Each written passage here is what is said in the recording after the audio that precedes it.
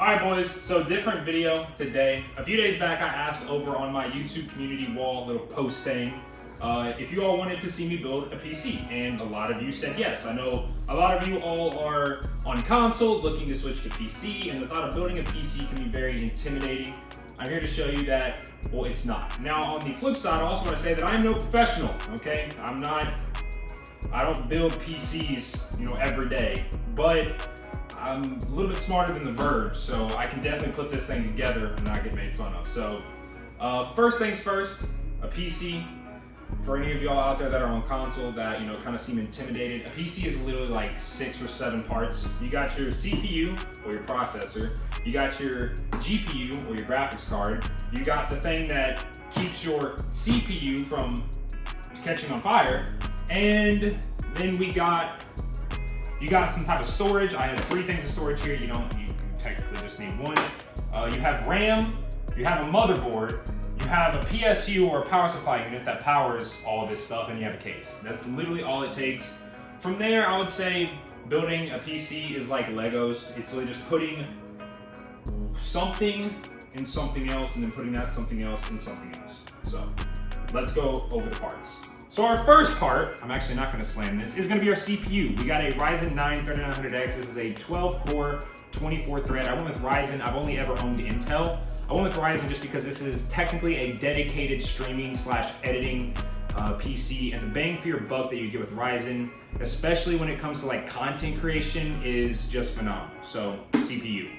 Next part, I'm actually not going to slam this either, is going to be our motherboard. This is going to be the Crosshair 8 Hero. It's the Wi-Fi edition. I don't know what it is about Asus like ROG motherboards and GPUs, but I can't get away from them. They're just so clean looking. They're all matted out black, and I love matte black pretty much everything.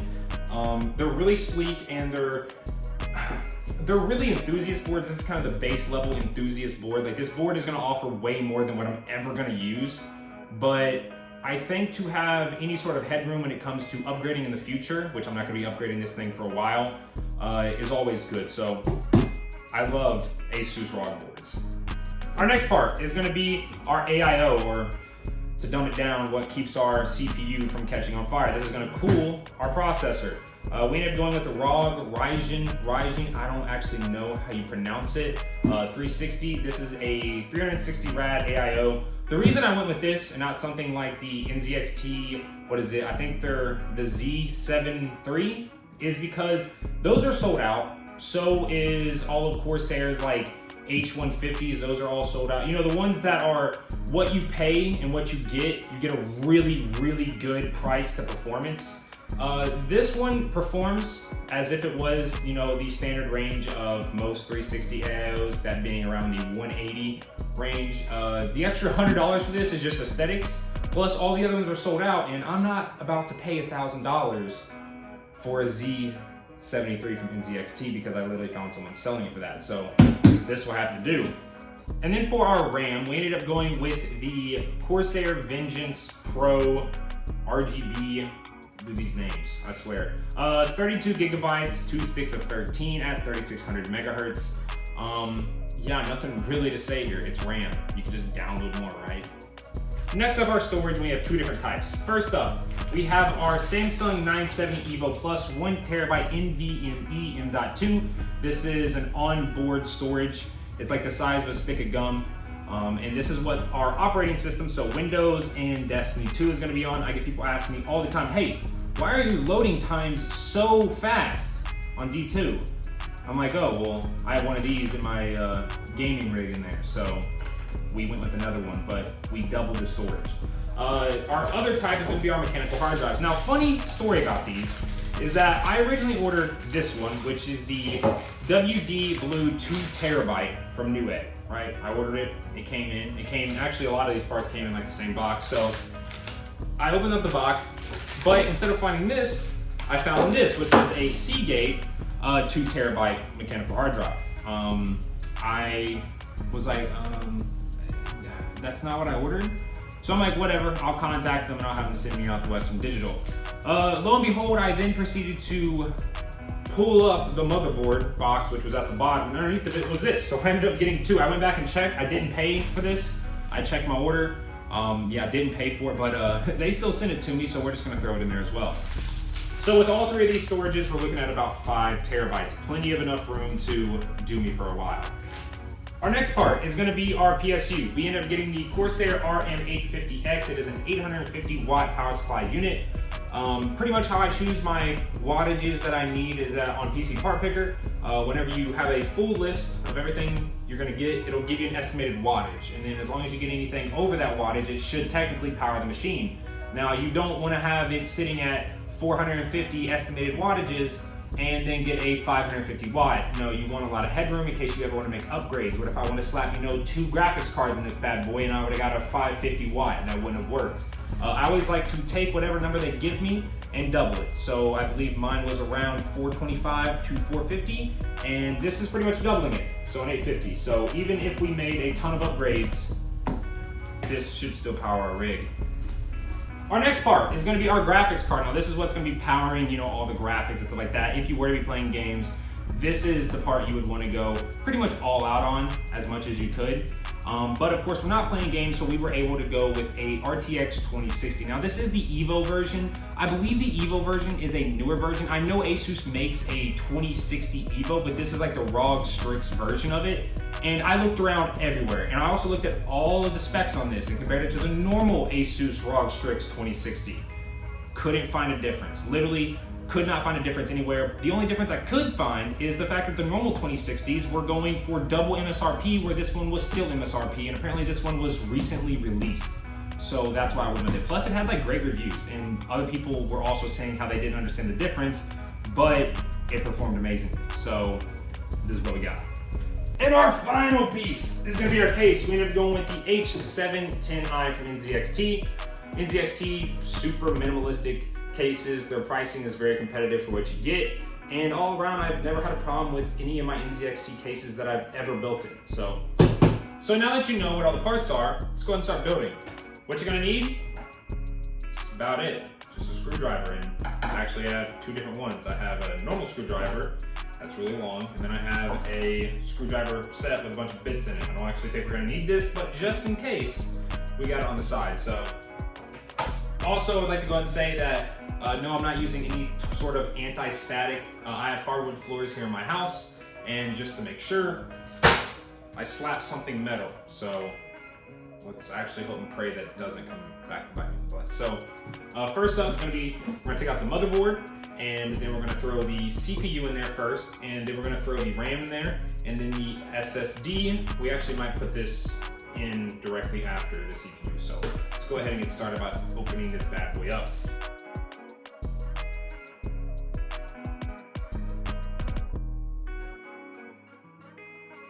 Oh, a little bit of a sound effect there. This is our CPU, Ryzen 9 3900X. Yeah, let's go ahead and put it in the motherboard. All right, so motherboard's in front of us. Let's go ahead and start off by putting the CPU in. To do that for AMD, I've never actually built anything AMD. We're just gonna go ahead and we're going to unhatch this by pulling a little bit to the left and up. Now from there, I'm just gonna go ahead and crack the CPU open. Now the thing about AMD's versus Intel, this is literally the only difference between building the two, is that Intel's has like an actual like hatch and everything that like locks down. Ryzen does not, so we're gonna safely get that out. Now as you can see, all those pins, we're not gonna touch those. You always hold it by the side. So now if we look, there's gonna be a little white triangle down there on the bottom corner. That's just gonna match up with the triangle right here on the socket.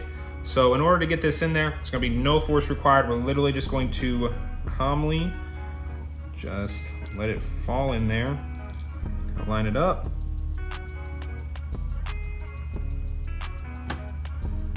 Okay, you heard that? Now just give it just a tiny, like don't apply force, just, just a little wiggle.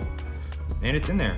So now what we can do, and then you push this down, and this is gonna take just a tad bit of force, and we're locked in. In fact, this is a lot easier in my opinion than installing Intel, because Intel, my finger about breaks off every time that I'm trying to put that hatch down, but that's besides the point. So now let's go ahead, and next up we're just gonna go ahead and install the SSD. So right here, here's the heat shield for the M.2. We're gonna unscrew this, put this bad boy on. All right, so here's the heat shield. This board had a little extra cork in it where you had to remove this to get to the heat shield to actually access the M.2 little SSD tray. We're gonna put that off to the side, keeping these screws very organized. And now we're going to get this out. If this looks like it's been opened, it's because I just dropped it. Don't drop it. That's not what you're supposed to do. We're gonna go ahead. You can kind of see these little teeth here, little connectors. They'll line up right here on the board. So what we do is that we simply just pop it in there. And then now from there, we'll remove this little protection, little screen right there. And we'll pop it back down on there and we'll screw it in. All right, so next up is going to be our RAM. Now this board has us put 2 sticks, if we're doing a 2-stick configuration, into the 2nd and 4th, or B2 and A2. So let's go ahead and crack these boys open and throw them in there. I always almost drop RAM every time I open them. Just like that. Now, of course, you are gonna want to prevent yourself from touching the little gold, little railing looking thing at the bottom. And yeah, we can go ahead, we can start with the first one. So you'll see here that there's like a little middle line right there. And like one side has a bigger opening than the other. And you'll see on this stick of RAM that one side is bigger than the other. So you literally just line them up just like this. Also, you wanna make sure that your sides are open.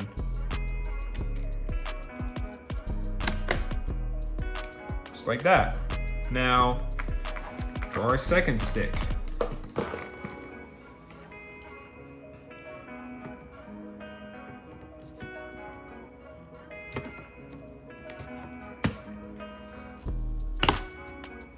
And there we go. Our CPU, which I'm gonna clean real quick because I got some fingerprints on it, our SSD and our RAM are installed. So our next thing is gonna be to assemble our AIO. We can go ahead and open it up. And just like the motherboard, it's presented that ROG fashion. Take this off. Welcome to the Republic of Gamers community. Yes, and here is our AIO. Now, this AIO, from my understanding, has Noctua fans. It also has like a OLED screen on it. It's a lot of extra stuff that's not needed with an AIO. This is like the cap, so we can go ahead and we can start pulling this out of here. This is gonna be our radiator. Pull this gently out. Set this down.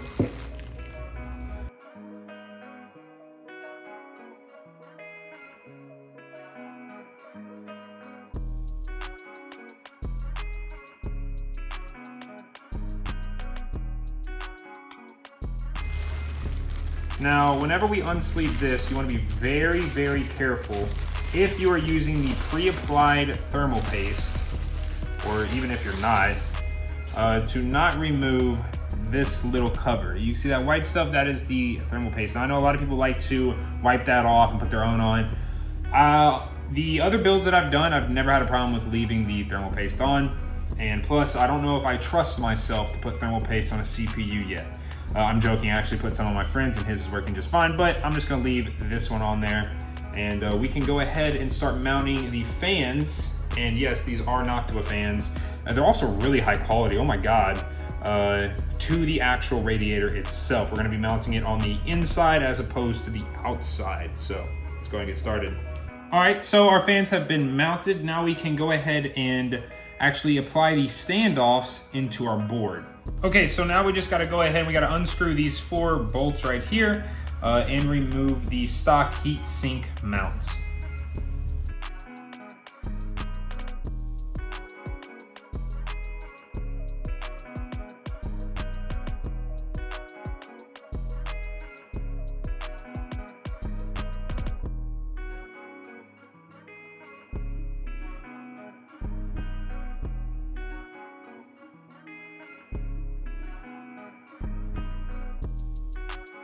So now with the stock heatsink mount removed, we can go ahead and set that off to the side. We're not gonna be taking off the bracket underneath. and we are going to go ahead and install these standoffs for our AIO. So we can just screw these on finger tight.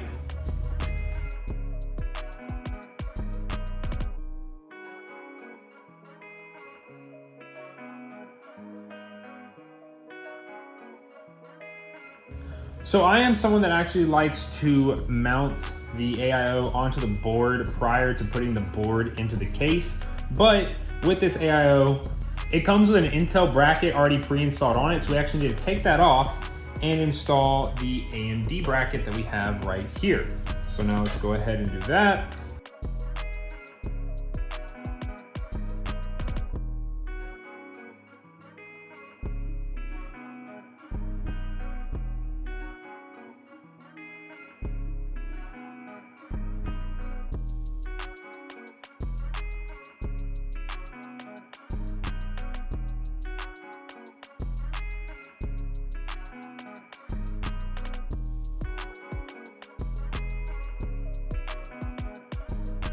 All right, so now with the AMD bracket on, we can go ahead.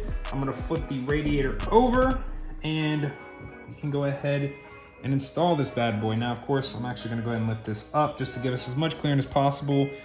Make sure none of the wires are gonna be getting in the way, but of course they are because these are thick wires. We're gonna go ahead and just wiggle this in here. You're not gonna be moving.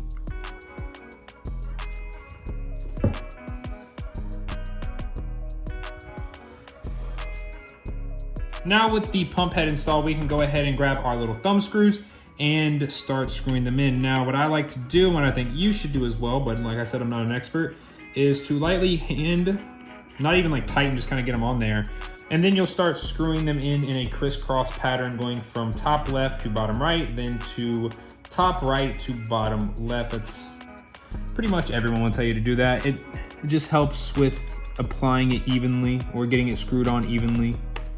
So now that we got the CPU installed, the AIO pump head installed, all these screwed down nice and tight, SSD installed, RAM installed, fans installed on our radiator, we're gonna go ahead, we're gonna crack open the case and we're going to rearrange some of the fans because I'm actually gonna be doing a mounting of the radiator on the side instead of the top, just because that's how I personally prefer it. So yeah, we'll cut right to that. So just undid the case and it looks like the glass may be busted. As you can see, it's kind of hanging right here. It's not supposed to be doing that. I'm gonna unscrew it, see if it actually is. It looks like it's chipped up here, but I don't know if that's like that on all sides. It kind of looks like a chip, but let's go ahead and find out. All right, so after looking at it, it's actually not busted. All of it is completely fine. Just the bottom two like little hatches came undone. It kind of looks like that it just got moved up during shipping. I don't know exactly how long this was boxed up and in a warehouse for, but we're all good. All like little scratches and stuff is protected on the outside by the film. So once we peel that off, then we'll be good to go. What we're doing in here is that we're gonna be removing pretty much all of the external SSD trays, as we're not gonna be using any of those. We're going to be mounting the side fans to the top so we can mount the radiator on the side. And we're going to be getting our cables in the back ready to go for some superb cable management in the back. So yeah, let's go and get started.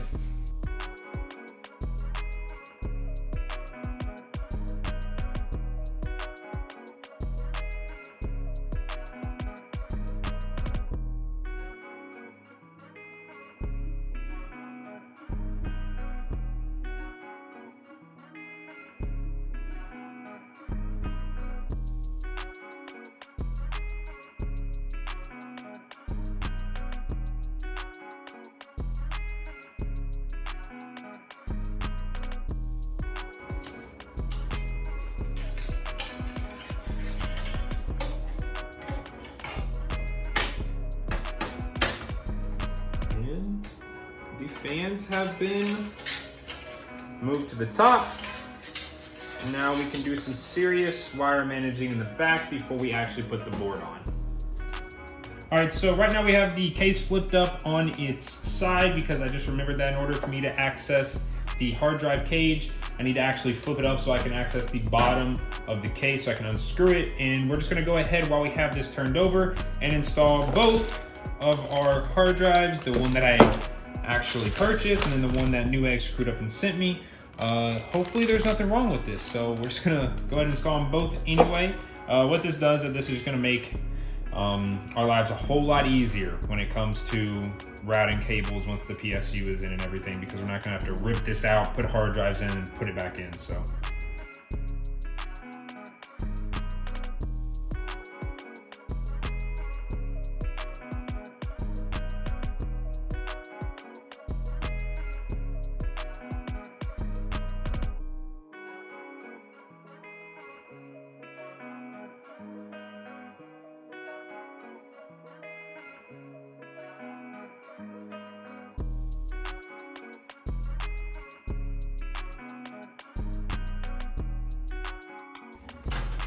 And there we go. The hard drives are now mounted. Y'all can see that right down there in the bottom, both mounted. And now we can go ahead and I believe we're ready to put the board in. Yeah, I actually think, yeah, we're ready to put the board in.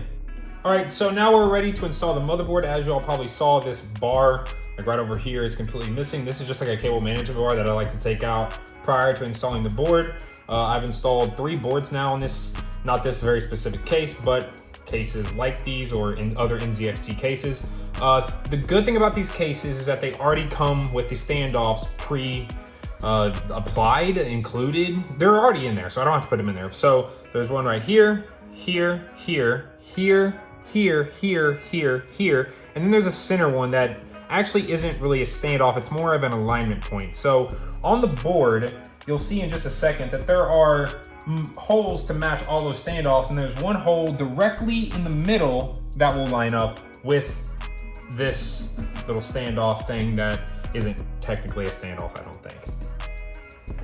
All right, so now time to set the board in there. Now the board and the pump header are not pump header, pump head are already attached. So that makes putting the board in here extremely easy.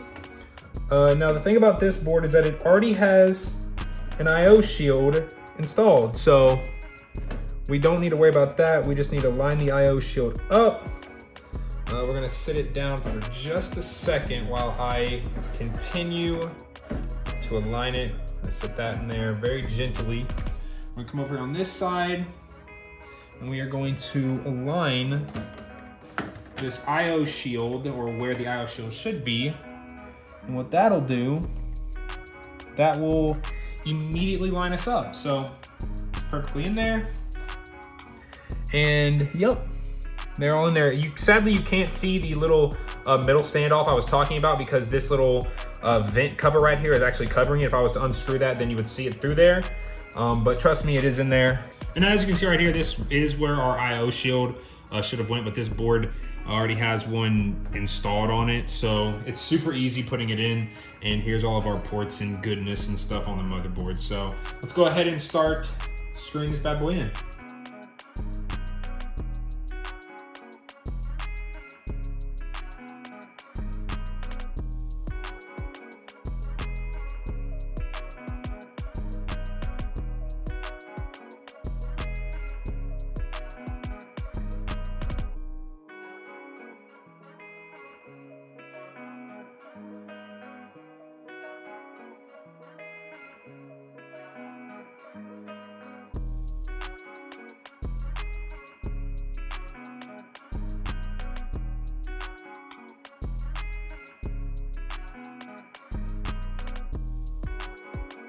So, a little bit of a hiccup. I realized that the wires were on the wrong side, and because where these wires are so thick, I couldn't just like slide one out and just like kind of move the wires. They're super, you know, thick and like really grippy. So I literally had to take each wire off.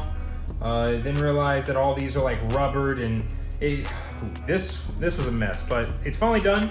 We can go ahead and we're gonna rotate the pump head up. We're gonna slide this right down in here while we're trying to keep our wires up. We do have some wires underneath, but that's for our the back of our motherboard, and we'll get there in just a second. Once we've kind of laid the radiator down in there. We're gonna flip these back down. We're gonna come over here. We already got our pins.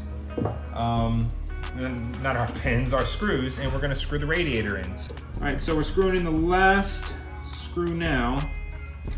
Radiator, you don't wanna screw these in too tight. In fact, you don't wanna screw pretty much anything that involves the radiator in too tight, as you could always risk puncturing the actual radiator itself. And well, that's not what you wanna do. So come on around here, and you all will see it took 1, 2, 3, 4, 5, 6, 12 screws in total, fully mounted up. As you can see, like right here, can they actually see that?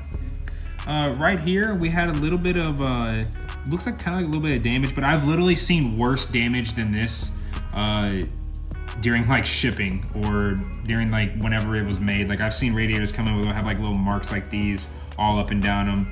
This is just like one little spot and it shouldn't actually be a problem. So let's go ahead and flip her up.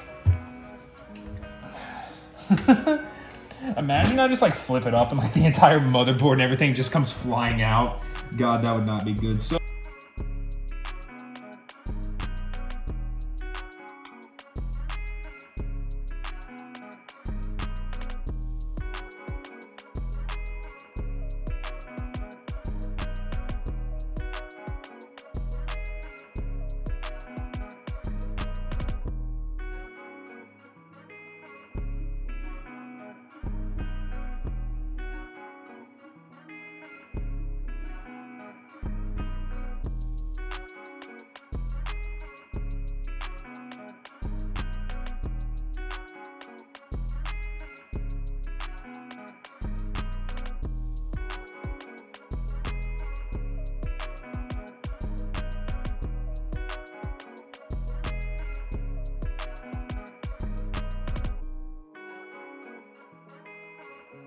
So, kind of just looked over the system, saw what we needed.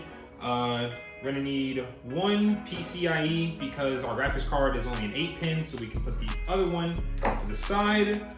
We need 2 of the CPU power. The CPU is an 8x4, and each of these only goes up to an 8, so we need an extra one for that extra 4. We're gonna need 2 SATA cables, as we have 2 hard drives using SATA power.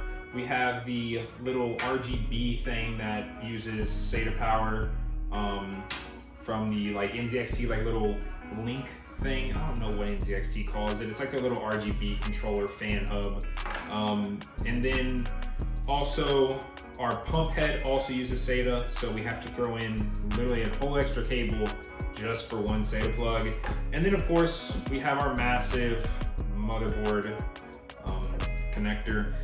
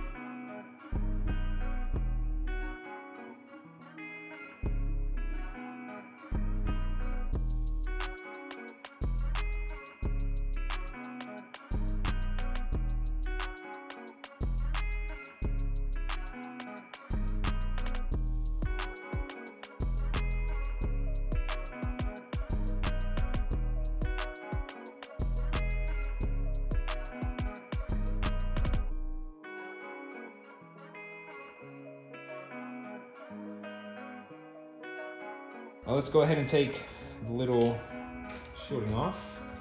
We can go ahead and install the card. Yep, it looks like it's taken up exactly no, it looks like it's taken up 2. Go ahead and slide that bad boy in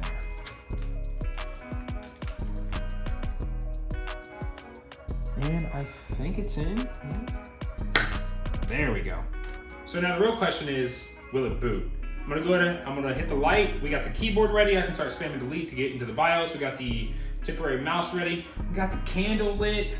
Let's see some goodness real quick. Gonna get real dark for just a second.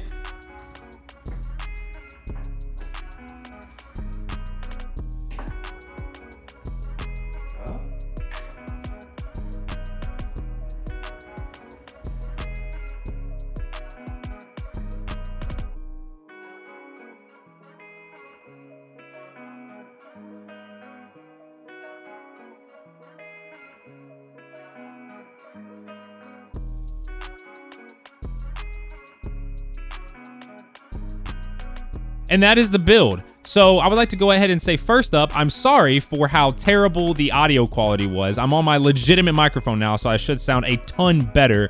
But yeah, it's been a few days since I actually built the PC, and I've done a few streams with the PC, and it's performed flawlessly, smooth as butter. I've done 2 streams so far with it as my dedicated streaming PC, and both streams were around 9 hours. I've had literally no trouble with the computer whatsoever. If you would like to go and check out and see how a stream looks with a PC of this caliber or a PC with these specs, then you can twitch.tv/myfi with that underscore at the end. If you have any questions about potentially building a streaming PC for yourself, or even a gaming PC, or just settings, or anything really in general, if I can't answer it, then someone in chat can most definitely answer it. I've answered a ton of questions when it comes to building computers, even though I'd like to say, once again, I'm not a professional.